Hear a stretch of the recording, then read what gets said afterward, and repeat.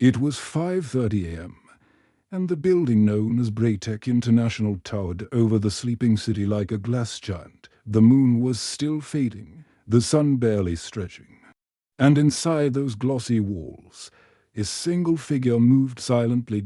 Ella Thompson, 26, pushed her cleaning cart with soft steps. Her worn sneakers squeaked every few feet.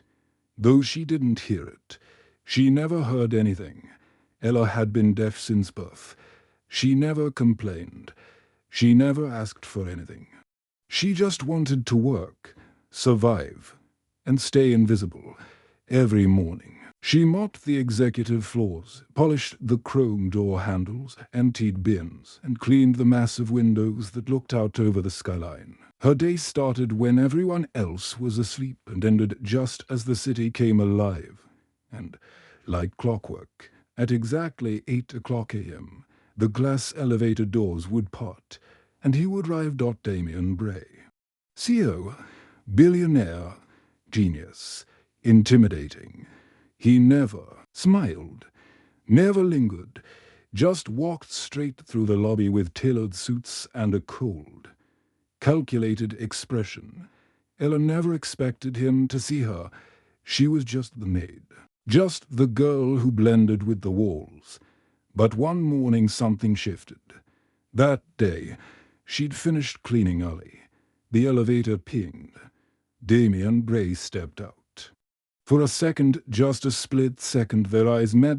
Something in his gaze felt different, less distant, and without thinking, Ella raised her hands and signed softly. Good morning. She knew he wouldn't understand it. She knew he'd walk right past. But for once, she wanted to be human. Not invisible. Bray froze. Not long, not dramatically, just for a heartbeat. And then he walked away. Ella's stomach dropped. Had she just made a mistake? That entire day, Ella was haunted. She kept wondering if she'd crossed a line. Back in her small apartment, she practiced her signing in front of the mirror, tears brimming in her eyes. Good morning. She signed again and again, remembering how it had felt. The next morning, things got stranger. Just after her shift ended, while she was organizing supplies in the storage room, someone knocked gently. It was a tall man in a suit, Mr. Bray's assistant. Mr. Bray wants to see you in his office. Ella froze. She signed quickly. Why? The assistant hesitated. Just come with me. Her legs felt like jelly. She followed him silently up to the top floor, past offices she'd only ever cleaned. The 40th floor, the CEO's suite. The doors opened. Damian Bray was standing at the floor-to-ceiling window, arms folded. He turned when she entered, and then he signed, clumsily, not perfectly, but she understood. Good morning, Ella. Tears welled in her eyes. Did I do something wrong? She signed back, nervous. He shook his head, then slowly signed again.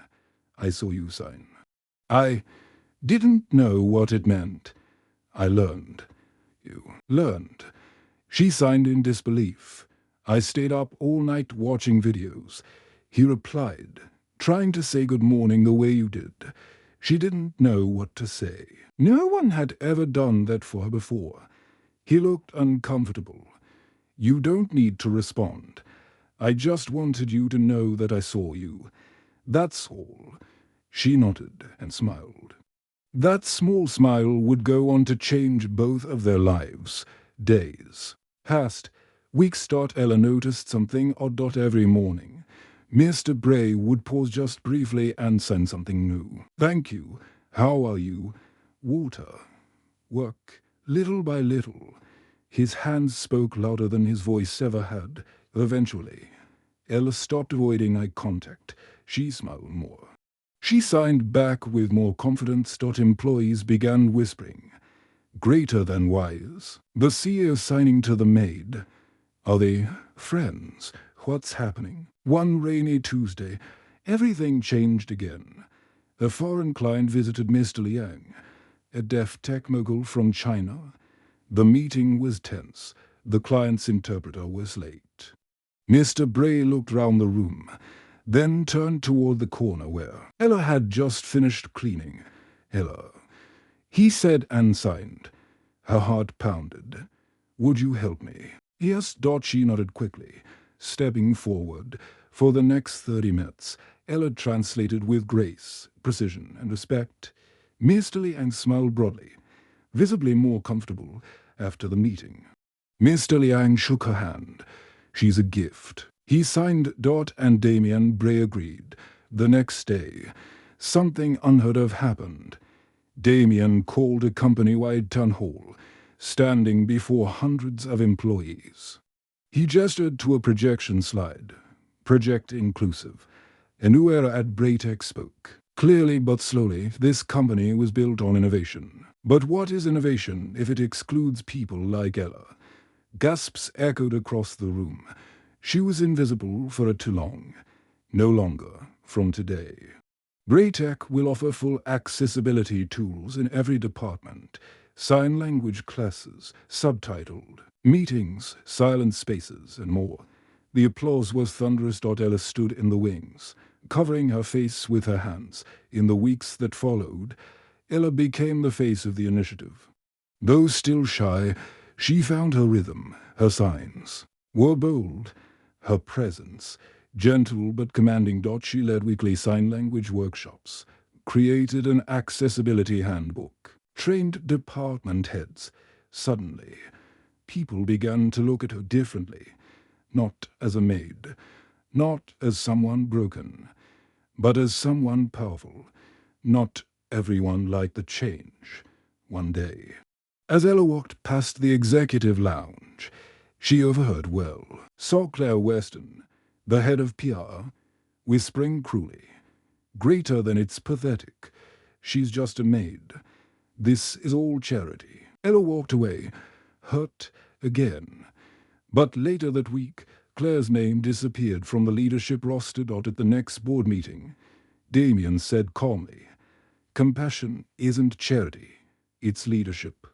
6 months later, Forbes published an article titled "The CEO Who Learned to Listen," and beneath that, in smaller letters, "Greater than how a deaf maid transformed a billion-dollar company." Ella's picture was beside Damien's. She wore a navy blue blazer. Her title, Director of Accessibility and Inclusion. On her birthday, she received a card. Inside were just 2 words, written in careful handwriting. "Thank you." Signed, Damien Bray, and beneath it, a small PS, "Greater than would you teach me how to say happy? Birthday next week." Ella laughed. For the first time in years, she laughed out loud. A year later, Braytech International led the world in corporate accessibility. They opened schools for deaf children in underprivileged areas, built voice-to-sign software, created internships for hearing-impaired youth, and Ella, she stood beside the man who once walked past her like she didn't exist. Now, he listened more than anyone she knew, and to think it had all started with a simple sign for good. "Morning."